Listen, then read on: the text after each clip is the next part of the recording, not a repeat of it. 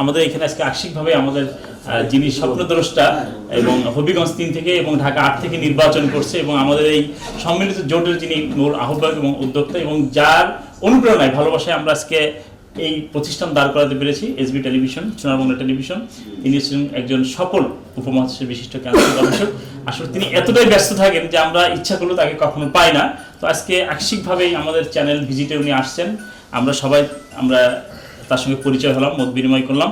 তো আমাদের শ্রদ্ধাভাজন ডাক্তার এস.এম. সারোয়ার সাহেব, আপনি যদি আমাদের এই নির্বাচন প্রক্রিয়া নিয়ে সামনে আমরা কিভাবে আগাবো একটু যদি আপনি আপনার থেকে দিলে আমরা আনন্দিত হতাম যে আমরা সেভাবে সেই প্রক্রিয়ায় আমরা মাঠে কাজ করতাম। আসসালামু আলাইকুম ওয়া রাহমাতুল্লাহি ওয়া বারাকাতুহু। সম্মানিত দেশবাসী, আমি cancer specialist doctor SM. Sarwar, সম্মিলিত সমমনা জোটের চেয়ারম্যানের দায়িত্ব আপনারা সবাই মিলে দিয়েছেন। আমি নিতে চাই নাই, তারপরও এখন যেহেতু চেয়ারম্যান, আর বিশেষ করে আমি ইসলামী যুব সেনার কেন্দ্রীয় সভাপতি এবং বাংলাদেশ ইসলামী সমন্বয় পরিষদের কেন্দ্রীয় প্রতিষ্ঠানের সভাপতি। বিশেষ করে আমি নির্বাচন করি ঢাকা 8 আসন থেকে, আপনার 2বার নির্বাচন করেছি এবং এবছরও নির্বাচন করব। এবছর আমি হবিগঞ্জ 3 এবং ঢাকা 8 থেকে নির্বাচন করার জন্য ইচ্ছা পোষণ করেছি। যদি দল নমিনেশন দেয় তাহলে নির্বাচন করব। বিশেষ করে আপনাদেরকে বলবো যে এই দেশের মানুষ বিএনপি, আওয়ামী লীগ, জাতীয় পার্টি, জাসদ সবাইকে এবার 50 বছরে দেখেছে, এমনকি জামাতকে একবার আওয়ামী লীগের সাথে দেখেছে, একবার বিএনপির সাথে দেখেছে। এদেশের মধ্যে মানুষ শান্তি পায় নাই, এই বিষয়টা মানুষের কাছে পরিষ্কার। মানুষ শান্তির নামে মারামারি, কাটাকাটি, হানাহানি, চুরি, ডাকাতি, রাহাজারি, খুন খারাপি, নারী নির্যাতন, নারী হত্যা এত বেশি পেয়েছে যে দুর্নীতিতে আমাদের দেশ 5বার চ্যাম্পিয়ন হয়েছে। শুধু তাই নয়, এই মুহূর্তে প্রায় 150 মাজার ব্যাঙ্গে চুরমার করে দেওয়া হয়েছে। তো এমনকি একজন মানুষকে কবর থেকে তুলেও হত্যা করা হয়েছে, মানে পুরা হয়েছে, যেটা হলো পৃথিবীর ইতিহাসে সবচেয়ে নিরাপদ জায়গা হইলো কবর। পৃথিবীর ইতিহাসে এমন কোনো মানুষ না যে কবরের নিরাপত্তা পায় নাই।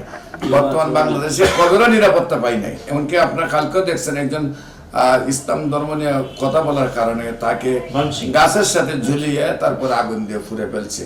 কিছুদিন আগে আবার আপনার আমাদের ওসমান হাদি, একটা বলিষ্ঠ কণ্ঠস্বর, তাকে হত্যা করেছে। এর আগে আমাদের যে হাফেজ রহিসউদ্দিনকে হত্যা করেছে, নুরুল ইসলাম ফারুকীকে হত্যা করেছে, রফিক হালিম, লিয়াকত, হামিদুল্লাহ খান বাবু, টিপু, জিতু সহ নুরুল ইসলাম ফারুকী এবং রহিস সাহেব আমাদের দলের, তাদেরকে শহীদ করা হয়েছে। এই যে দেশের পরিস্থিতি, মানুষ এখন বুঝতে পারতেছে যে মোমবাতির কোনো বিকল্প নাই।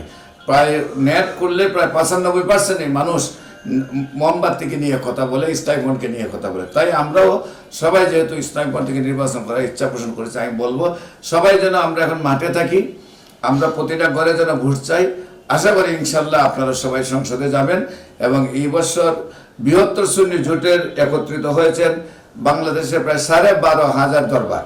এখানে ফুলতলি, সোনাকান্দা, সরসিনা, আটরশি, মাঝবান্ডারি, শ্রীকুট দরবার শরীফ সহ সকল পীর মুশাইখ এখন এক, সকল সুন্নি দরবার এক।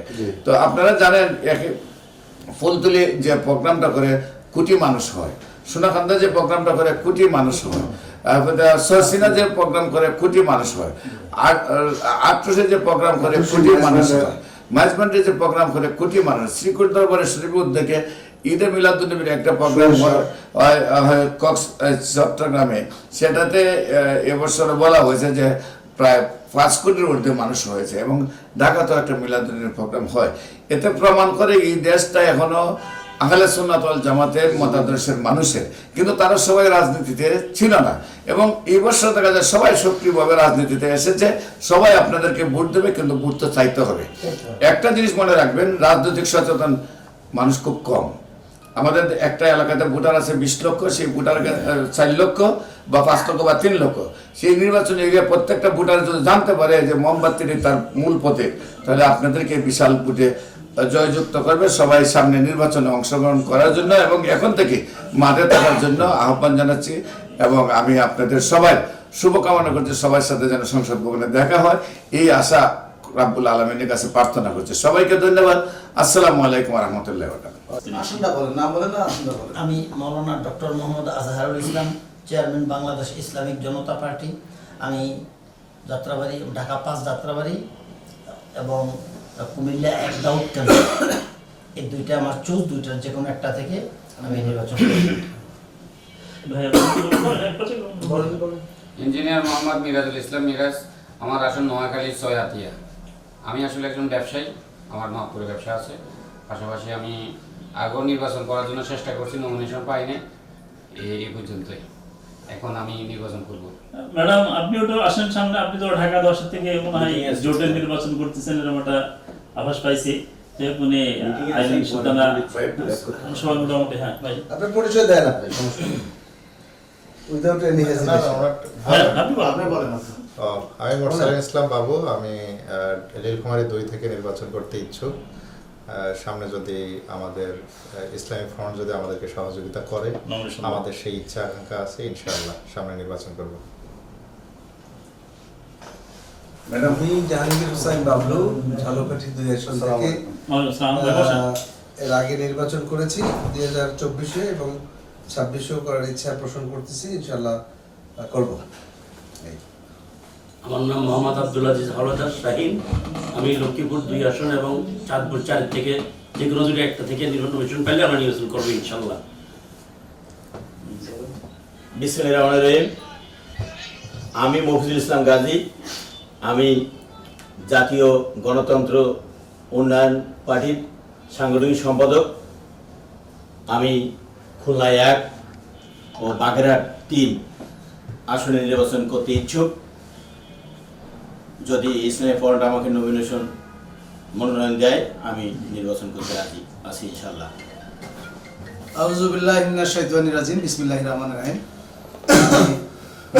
আবু আহাদ আল দীপুমির,